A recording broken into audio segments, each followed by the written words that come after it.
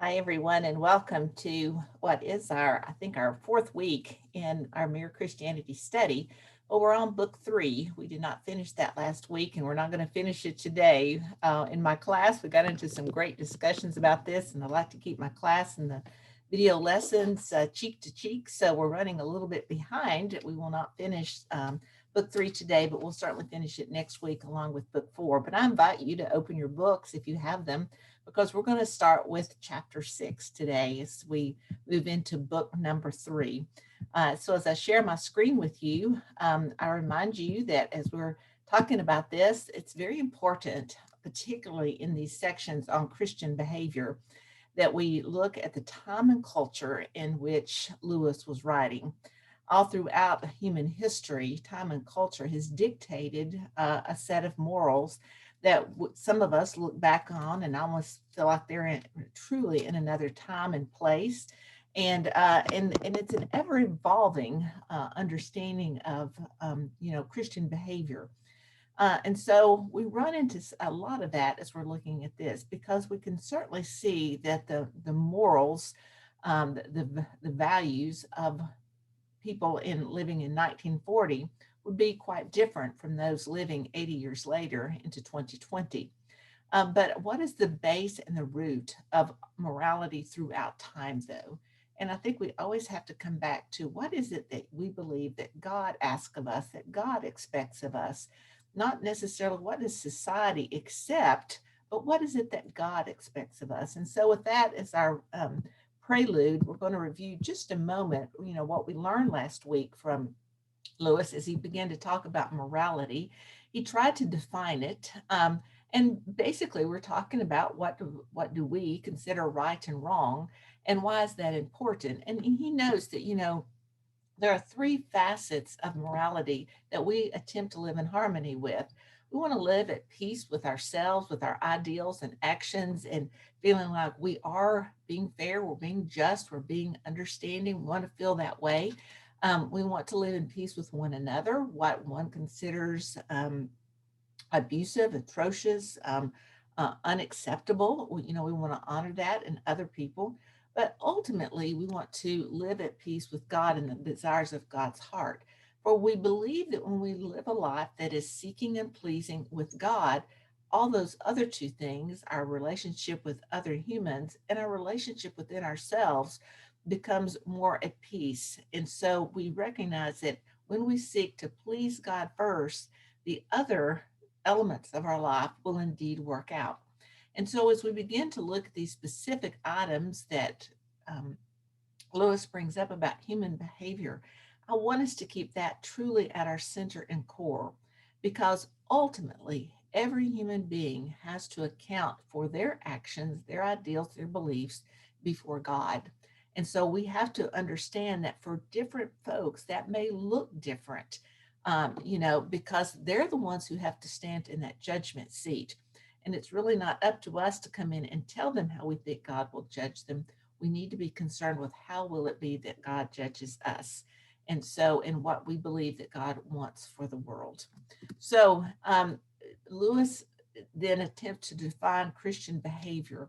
But I reiterate again that time and culture of that was different, just as time and culture of first century Palestine was different. What people were saying and doing at that time, particularly when we look at the Levitical laws found in Leviticus and Numbers, we would look at some of that today and in Deuteronomy and go, well, that's absurd. What does that mean, that we would live in such a way as that? Well, of course, over time and distance, we look back and see, well, there was a reason for that, just like many of our laws that we now look at as arcane. At the time that they were written, it would have seemed that they had a good purpose and a reason for being there. But we look upon them now and think, well, that was ridiculous. There's even laws on the books in some state about what you can eat on Sunday and what you cannot, when you can purchase ice cream, just different things that we look back on now and laugh in incredulity that such a law ever existed. But we always have to hold these things in tension with the time and culture in which we find ourselves. But even more so, though, we have to always understand our Christian morality in terms of how it is that it affects our relationship with God. And you're going to hear me say that over and over as we go into this lesson, because we'll find amongst ourselves that there are different ways that we see and view things, and we have to give one another respect, in regards to that. So, because if we turn into hate-filled, judgmental people because of the actions of others, then we by ourselves are out of relationship with God, because God asked us not to do that. So that's kind of a prelim into moving ahead as we look into chapter 6, which is Christian marriage. Now, Christian marriage, we always have to remember, and Lewis himself confesses as he begins this work, that he's never been married. We do know that Lewis married much later in life. Much of the thoughts that he espoused in this book, he sharpens, changes, a little bit. He understands, it from a different perspective. And even particularly after his wife ends up dying, he marries a woman who is a widow who has children. And he would profess different things about marriage at that point, and about love, and then about grief. And then later he would go on and talk about those very elements in later writing. So it does remind us that until we really have lived lives that some other people are living, how difficult it is for us to come in with an attitude or an understanding that we probably do not possess. And so I appreciate his honesty in this, but you also realize that sometimes it's just like people who've never had children like to espouse, how they would handle their imaginary children. And once you've had children, you realize, yes, it is very different to have that. So I appreciate his honesty in this. But I do think that one thing that is unchanging about what he's written, and really how we should view it today, is this words that marriage vows are promises. Another word for promises is covenant, and we use a lot of covenantal language in scripture. Covenant is that agreement, that promise between one to another that is supposed to be unbreakable and unchanging throughout time and throughout space. And he's taking us back to the moral center of a relationship in marriage, which is that you walk in with a promise that what you vow to do, you're going to do, no matter what twists and turns that life may take. And so for him, this is keeping, the vow and the virtue of justice, fairness, understanding. But he is upset as he's writing this because he feels like a lot of people are going into churches and making public vows of these promises with no intention to keep them. Now, when we look back to the 1940s in particular, in the generations before that, sex outside the bonds of marriage was considered very much forbidden. So he feels like some of the impetus that people entered marriage with was simply to be able to satisfy sexual desire, but really they had no human desire to grow and to live with one another. And so he called it this, a mere formality done largely to gain the respectability that is attached to marriage without intending to pay the price. And so he sees people who do this as reaping the desirous marriage, rewards of marriage, but not really committing themselves to the long haul. Well, we all know that marriage has its ins and outs, its ups and downs. It's not all kisses and rainbows. There's some very difficult struggles that come as two people who have melded their lives together continue to do that. And then he ends with, a quote that some people have found troubling, and I want to talk to that. He says this: if people do not believe in permanent marriage, it is perhaps better that they should live together unmarried than that they should make vows they do not intend to keep. One fault is not mended by adding another. Unchastity is not improved by adding perjury. Now, you can imagine we're kind of aghast to see that today, but even more so in the 1940s. What would he have been talking about, saying that people ought to live together if all you want is that sexual relationship in marriage? Why? And he's basically saying, why go through the farce of having all these lies before others if you do not intend to live by them? Now, I don't know for sure because, we don't get the privilege of having that conversation. I think Lewis is in no way condoning necessarily that this is the way he wants people to go, or this gives them an out from having to make that. I think it's his way of making a point. and making the point of, do you really understand what the promises of relationship are? Relationships are much more than physical. They're emotional, they're mental. And, and we have to understand that when we enter into a deep relationship with one another, it comes with all of that. And, how we treat one another physically, emotionally, mentally is extremely important. And so he's asking them to step back from and ask themselves, is the only desire in this relationship a fulfillment of some physical desire? Or am I really willing to open myself up to love, which means it comes with some difficult days and some glorious days, just like all of life does. It has grievous days and it has joyous days. We don't surrender on that, And so I really think he's bringing it into here. And I don't feel like, and particularly in this point of history, he is advising people to do this. But I think what he is advising and what he's trying to add emphasis to is the covenant of marriage is to be taken very seriously. Now, we run into all kinds of conversations about Christian marriage today. We go into conversations about, is it between a man and a woman? Can man and man marry, or woman and woman marry? We get into all kinds of, can people in two different faiths marry? What about ages in marriage? What about remarriage? There's all kinds of baggage, if you will, that comes with the idea of Christian marriage. Now, I will say that in the Protestant church, we do not consider marriage a sacrament. In many ways, marriage is a civil ceremony. It is by state law that people can marry. And it's maybe, there's not really anything in our marriage vows as we read them in the book that it says, if you don't say these words, these people are really not married. What the state looks for when I perform a marriage is my signature as a member of clergy on that form that would verify me. So in essence, the state, by virtue of my credentialing in ministry, has accepted me with a license to marry someone else. But they're not really concerned with the biblical impact of that or the Christian impact of that. And so when we come to Christian marriage, what is God asking of people? I think God is asking for a monogamous relationship with one for another for their lifetime. That's what he's asking. And that's what we say, do not enter into that unadvisedly, meaning, have you looked at everything? Have you received counsel? Now, maybe one thing that we could do better in Christian marriage is, unfortunately, we begin the counseling process just a few months before the wedding is actually taking place. And unfortunately, a lot of plans have already been made by that time. The venue's been rented, the gown has been ordered, the bridesmaids have been asked, the reception planned, and on and on and on it goes. And then we begin to talk about marriage. So weddings and marriages are two different things. And I think what really we're getting to the core of is, do we understand that this is a covenant? This is a promise, a lifetime promise, for one another. And then what happens when one breaks the promise, when one breaks the covenant?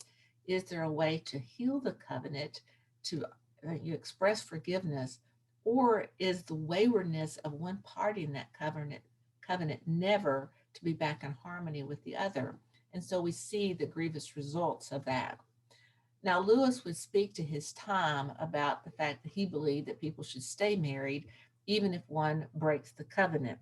And he really speaks about too, the fact that, marriage love comes with, a feeling of euphoria where you just awake thinking of that loved one, and you go to sleep thinking of that loved one, and your day is filled with thoughts about them, and you can't wait to be near them, and their very presence, brings you light and life. And somehow over time, as you get into your jobs and into your works and into your child rearing and other responsibilities, you say, well, I don't feel that heart flip that I used to feel when I entered the room. Well, there's a difference between passion and love. Love is that deep abiding thing that says, despite, uh, how we are to one another, that we continue to be in love with each other. We attempt to be intentional about fueling those fires of love, realizing that it's a much deeper relationship than it was when it was simply a relationship of passion. And so what he was finding is that people drift away, when they don't feel that mountaintop experience all the time. I will go on to say that sometimes people in faith do the same thing when they feel distant from God, but maybe it's because they've not kept in that same effort. But he's advising that when the passions fail, you should still stay together. Now, he goes on to say, well, why should you? And he says, well, if there's children involved, you need to stay together for them. He points out that for a woman, it gives them financial security and physical security, and that they have a home. Well, in the 1940s, that was very much true. Very few women were college educated, very few women were in the workforce. They certainly didn't have the financial independence unless you'd come from a family of means. And so he's given some practical, advice within that. But, it comes back to, there really is a much deeper conversation. And so we would always advise people to seek counseling when your marriage seems adrift, to see where is it that it's gone awry, and is it out of habit and that you've just drifted away and you need to rekindle and restore that relationship. And also to look at the long-term impact of separation. What does it do to the greater family? As a part of that, are people more harmed by staying together or separating? Those are deep issues that we certainly recommend counseling for. But there again, we realize that for the women of the 1940s, that was a different conversation than for women of today, who many have careers and have financial means. And now it's much more down to what's that covenant, part of that.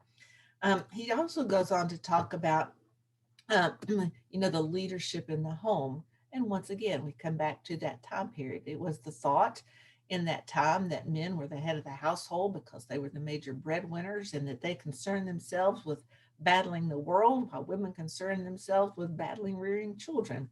Other roles were very defined, much to the chagrin, I would say, of both sexes. The pressure that a lot of men felt under in order to keep that home fires burning for everybody led to a lot of heart attacks and sometimes dishonesty, because they felt that desire to do that. And it also led to some very frustrated women who felt like they had been given gifts and talents that stretched beyond those of motherhood or caretaking in the home.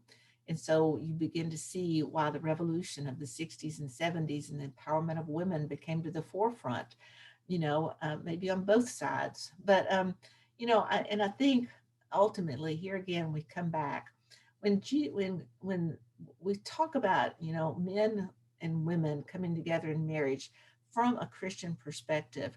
I think this in the biblical text talks about being equally yoked. I think that equal yoking is an important thing here.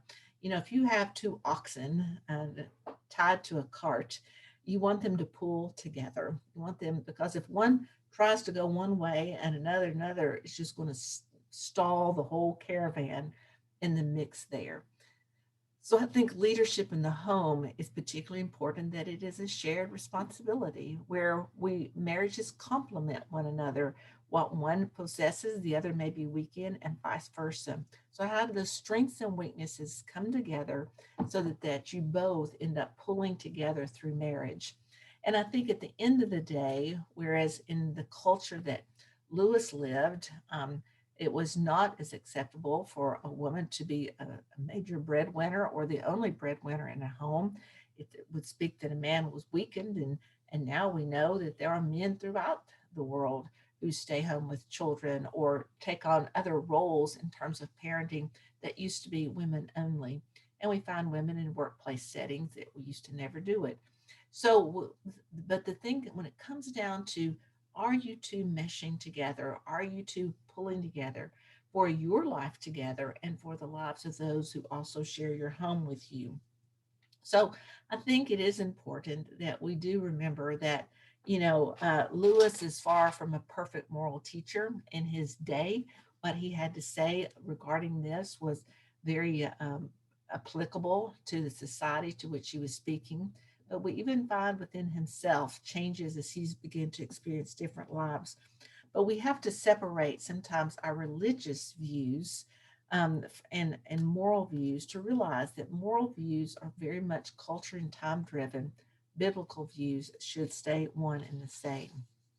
So, uh, and I will conclude with this as people begin to question, about different forms of marriage, whether it's the same gender and everything. I do think that we really have to come back to our relationship with God and what it is that God asks of us.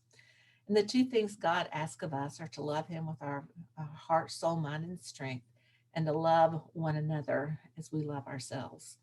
And so I think we always have to err, if you will, if it's called error, on the side of, are we loving our neighbor? Do we want the best for our neighbors? Do we want the best for one another? And I do think, we come back to, I think sexual promiscuity is not what God asks of us. I think God asks for committed monogamous relationships where together we pull and we seek to grow in faith with Him. And I think that's where our judgment gets to end. And I think, whatever seeks to divide us cannot be our understanding of that, because it comes back to man and his relationship with God, our humankind and their relationship with God, and how it is that we respond to that. And so we're not privy to those conversations. God simply asks us to love one another.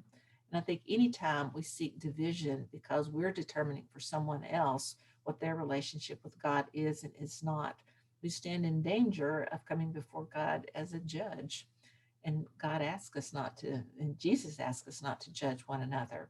So for me, the foundation of all how we are to respond rests upon the teachings and the life of Jesus. And Jesus never offered those opinions. We read some writings of Paul, who, again, is living in a different culture. Much of what he's writing to are to civilizations that are living very sexually immoral lives. That is to what he is speaking. And so we come back to, what is Jesus saying? Jesus simply says, love one another. And when we arrive at heaven's gates, I think if we should have said or not said something else, if God understands, which He does, that we've done it out of a great love for each other, then I think that would be pleasing unto Him. I think what will be displeasing unto Him is how we've let our own ideas and understandings keep people from the church, to seek division within the church. And perhaps that's the greatest abomination of them all.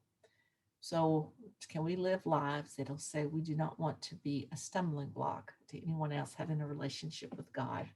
And that is where I rest each day and pray that that brings understanding maybe to you, without seeking to be judgmental on what anyone else thinks. But I do think those were the two greatest commandments that Jesus reiterated to us over and over. So that brings us into chapter 7, which has to do with forgiveness. Now, Lewis offers us these words. He says, chastity may be the most unpopular Christian virtue, but it has some stiff competition from forgiveness. Everyone loves forgiveness in theory, but most people hate to practice it. Well, I don't know that we hate to practice it. Perhaps we find it difficult to practice. When we've been harmed or hurt by another, it's hard to slough that off sometimes, isn't it? And particularly the more heinous and awful the act against us is, the harder it is for us to truly offer forgiveness. And maybe it's a little disconcerting to us to realize that it is a hard pill to swallow, as Lewis will say, but it's an important part of religion because it is more than lip service, it's a biblical mandate. Christ demands that we forgive each other. Don't you just hate that? There's days where it is hard. How do I forgive? But one of the things that I think we have to pause and look at is that sometimes, well, there's two things. One is Jesus gives us no timeline on that forgiveness, does he? He doesn't say immediately you need to forgive one another. But we also, the second part is, I think sometimes the only way that we can forgive is to bring God into the conversation of that. There are days when we find ourselves hard to forgive someone, that we come to God and go, God, please, have your pour upon my heart that I might be able to forgive them. I always come back to the biblical story of Joseph in the Old Testament. Joseph, I think, sometimes when I read what he did before his brothers betrayed him. You can see he was a little cocky, a little self-centered. He actually, gets the favored coat from his dad. And then he goes on to report dreams to them where he says, one day you'll bow before me. Well, it's not something brothers can easily um, get past. But I've often uh, had exception with Jacob. Jacob promoted these kind of feelings. He made no, um, he didn't try to hide the fact that the sons of Rachel were his favorite, that the other sons were second tier. He gave Joseph that special coat. And so, there's two here, that I think, I'm not saying that Joseph deserved the actions of his brothers, but we can see where the seeds of discord began. Jacob needed forgiveness, for what he had done to create these ill wills between brothers. Joseph needed some forgiveness for maybe his haughtiness and lauding that over them. But certainly the brothers need forgiveness for how they ultimately handled it. They put him in a cistern and waited for, well, first they were going to kill him, and then they decided to sell him to some traveling caravan that took him and sold him into slavery in Egypt. And we know the story uh, of Joseph in Egypt and in the home of Pharaoh and all that he experienced there in his times of imprisonment and betrayal by several in the midst of that until the day the brothers show up needing grain because they're under a great famine and the brothers are hungry and they've heard that there's this one in Egypt who controls all the grain fields, all the grain that's in silos, and they come to ask. Do you notice in scripture that when the brothers show up, Joseph does not go running out there and go, "Oh, I've been waiting for you to come and I forgive you." Joseph has two or three uh, meetings with them, and sometimes he sets them up to kind of see how they're going to act in the midst of that. Forgiveness was a long time in coming for Joseph. And finally, when we read the scripture, if he goes into another room and he lets loose with wailing and crying, and I think what we hear in that is this burden of all that he's carried over what his brothers have done to him comes spilling out, so that in fact he can give them forgiveness because he sees within them a change of heart, of regret for what they've done, a seeking of forgiveness. Maybe sometimes that's what we're needing to see, but to be honest, folks, some people will never ask for our forgiveness. Whatever they've done, they meant to do it or intended it for harm or just frankly don't care. And we begin to see then why it is difficult to forgive in those circumstances. And so um, he asks us, Jesus does, that says that as we are forgiven, forgiving, we are forgiven. And so it helps us to hold that reign of forgiveness, maybe not quite so tightly, but to realize that we have done things for which we are in error and that we seek forgiveness for those.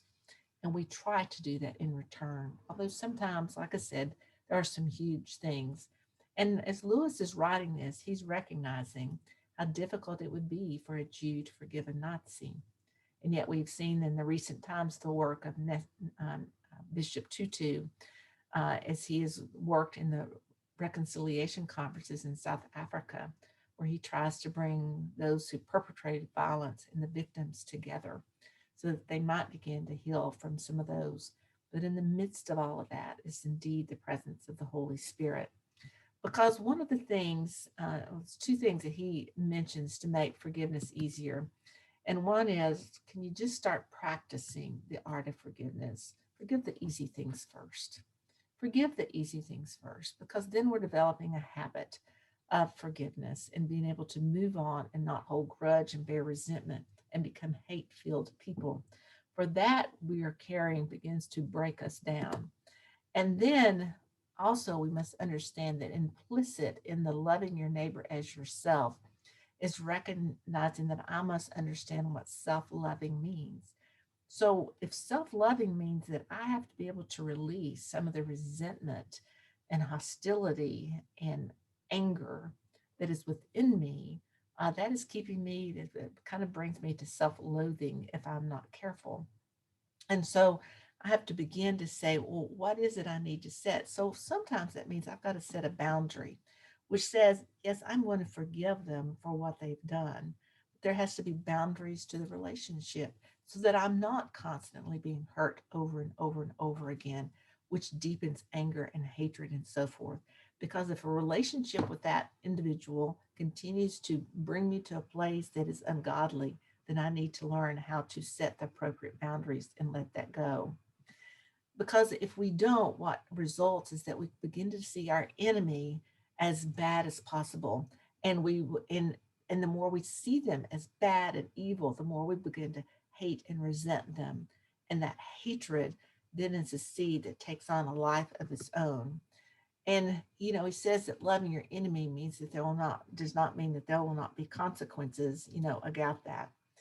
So one of the things, and I'll share this story, I believe it was Philippines, he included in a book, and he's talking about the end of World War II when the concentration camps were opened up and all of those officers who perpetrated all the violence and crime and killing of those camps was brought together.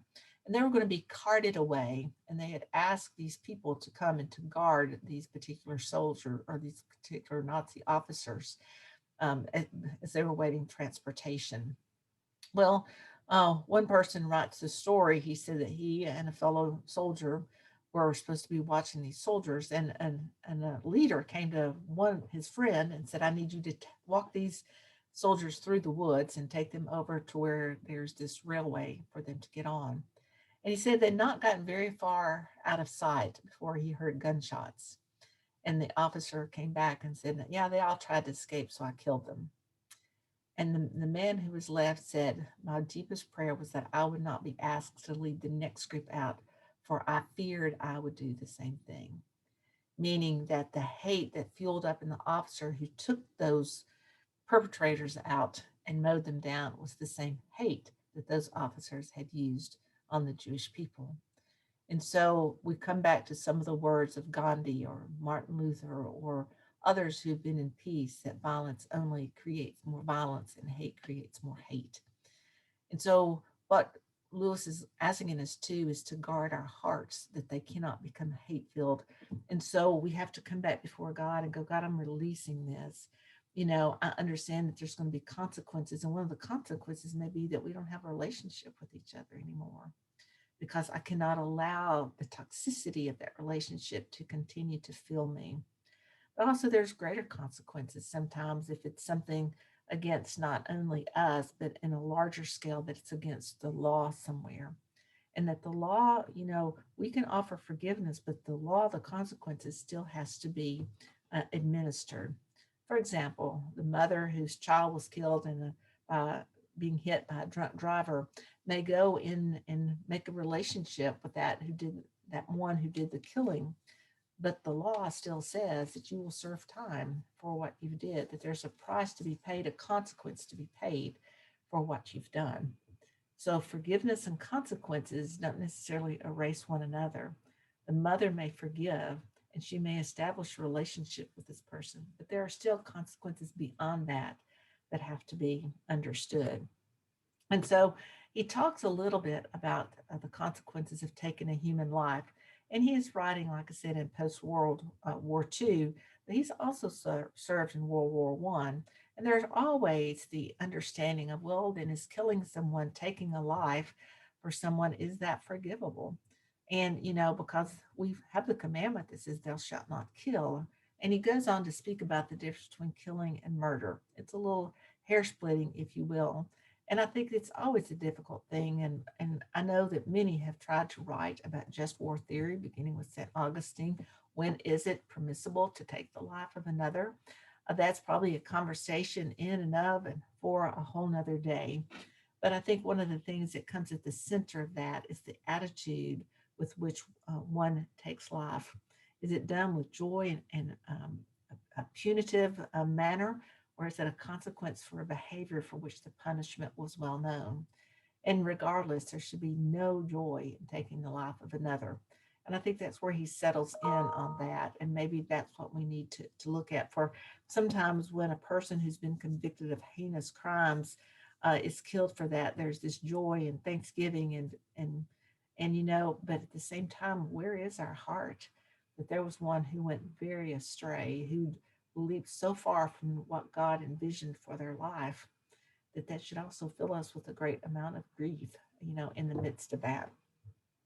So today we're going to end with chapter 8, which is he's labeled the great sin, and it's basically pride. And so as we move into this, he says this: contrary to what people think, sexual morality is not the center of Christian morals. Rather, it is pride or self-conceit. According to Christian teachers, pride is the essential vice and utmost evil. In comparison, unchastity, anger, greed, drunkenness, and all other vices are mere flea bites. And what he's getting to the point of is that pride is the vice that leads to every other vice.